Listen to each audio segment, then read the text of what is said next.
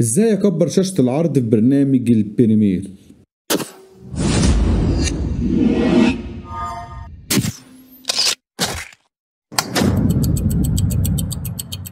السلام عليكم ورحمة الله وبركاته. طبعا كلنا بنشتغل على برنامج البريمير بشاشتين او 3 او 4 حسب ما احنا عاوزين.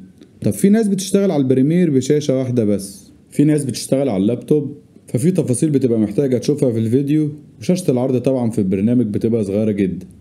محتاج يكبر شاشة العرض عشان يقدر يشوف تفاصيل اكتر. يعمل ايه؟ ده اللي هنتعلمه النهاردة. يلا بينا. اهو يا شباب زي ما انتم شايفين كده انا شغال على البروجكت بتاعي وشغال على شاشة واحدة بس، ومحتاج اشوف تفاصيل اكتر في الفيديو بتاعي. اعمل ايه؟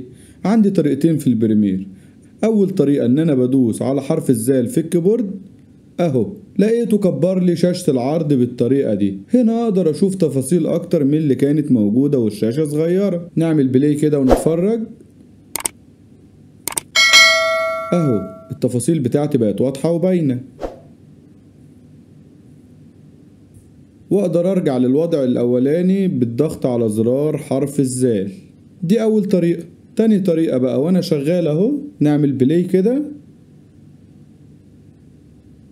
نقف ستوب، هندوس من الكيبورد كنترول زال، وهلاقي ان البانل بتاعة العرض بقت ملء الشاشة. اقدر اشوف كل التفاصيل بتاعتي بكل اريحية، اقدر اتفرج على الفيديو بتاعي براحتي. اهو نعمل بلاي،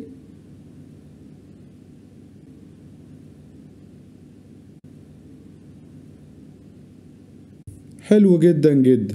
اقدر ارجع للوضع الاولاني برضو بكنترول زال. بس كده يا شباب، وبكده تكون انتهت حلقتنا النهارده. اتمنى تكونوا استفدتوا معايا، ويا ريت تدعموني بالاشتراك في القناه وتفعيل زر الجرس عشان توصلكم كل حلقاتنا، ولو لايك وكومنت وشير يبقى كتر الف خيركم. السلام عليكم.